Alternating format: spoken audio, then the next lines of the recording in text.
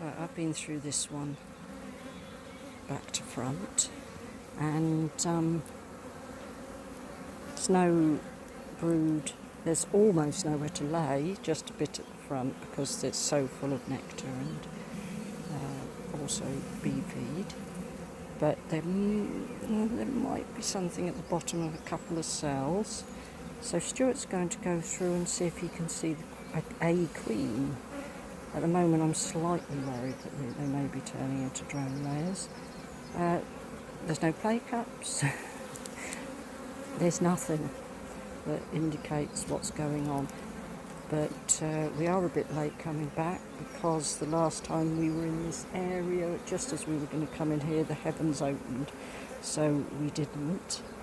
And so we're a visit behind. And sometimes bees completely clear any signs that they've swarmed or superseded. You know, they just take the old cells down. Some bees don't, they leave them there forever. But some bees, particularly if they're not bracy, and these are not particularly bracy bees, don't make a lot of brace comb like that. I mean, they can be very tidy. I guess they reuse it. So we're hoping that Stuart can spot a queen. Of course, there's always a chance she's running about on the bottom of the hive. But if he can spot a queen, I'll feel happier.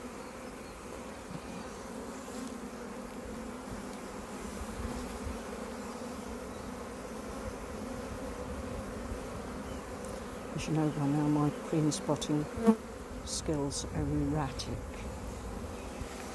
I spotted one from 3 foot away the day before yesterday.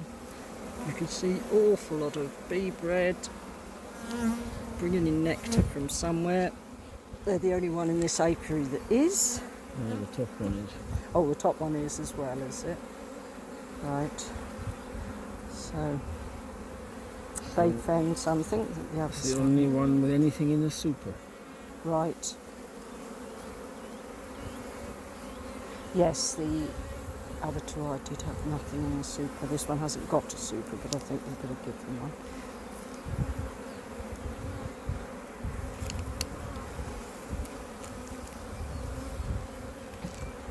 Look at the drones. Quite a lot of drones, yes, and there's not a lot of drone comb, only the stuff along the bottom.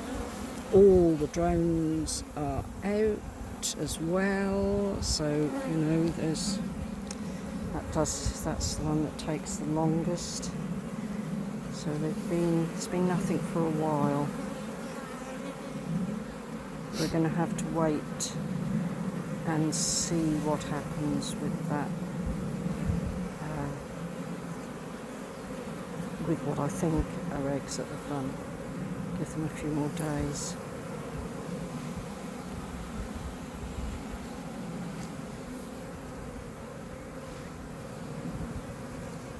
Don't want to leave it so long that we can't rectify things if things have not gone right.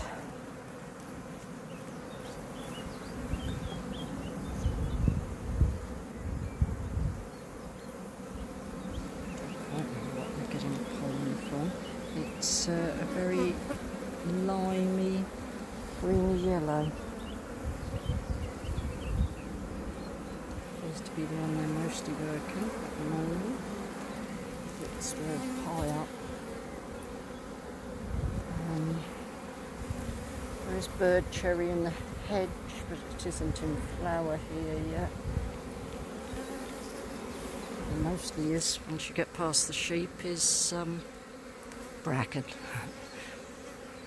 Because we're, really up in, that's triple SI up there, but for archaeological, not for environmental, but I'm sure it's got some environmental benefits as well.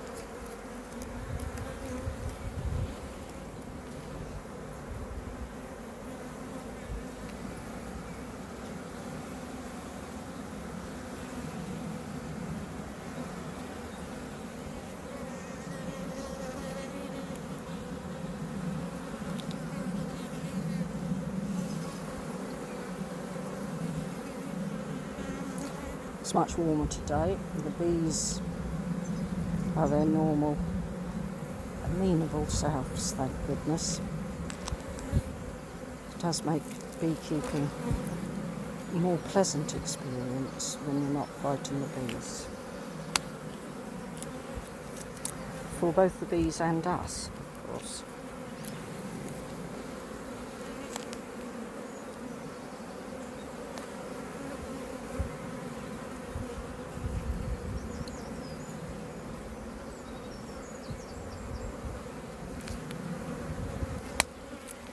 Of course, if it's a drone-laying queen who hasn't managed to get out, she'll be small because she won't have been mated. She'll still be bigger than the other bees, but not big. But if it's a drone-laying workers, well, you can't tell those apart without dissecting them, which you can't, there's just no way of telling. So if we decide it's drone-laying workers at the next visit, we take the hive right the way up there, as far as we can bring ourselves to carry it. And then we shake them out and give them the hive back. Drone-laying workers can't fly properly, so you need to take it a decent distance so that the drone layers can't get back. Then we'd give them eggs from another, preferably from that one there, because they're wonderfully calm bees. We'd give them eggs then and hope that they'd make a queen. Usually works. No luck? No luck. Another one to go yet. She could be prancing about on that one. Doubtful. Just doubtful. It's not unknown. We won't Could be prancing about on the crown board. Well, I hope not.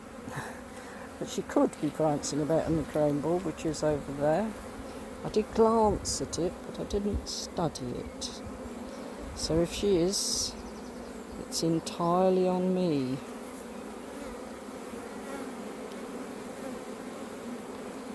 I actually found 3 queens this year on crown boards.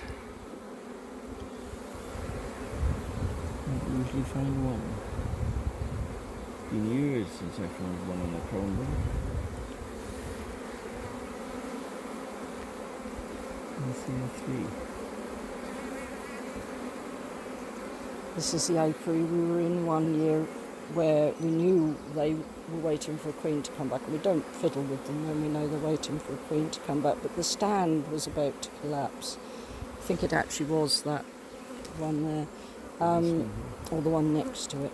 And so we had to take them off in order to replace the stand. And just as we were putting them back together again, just as we'd put the queen excluder on, the queen landed plop on the queen excluder, and everything went wrong from that point onwards, really. As you see, we fed them the last time we were here. They haven't done much of a job of eating it because they couldn't, the plastic sometimes flattens down on it. Right, we're going to put these back together again now, and we will find out next time we come.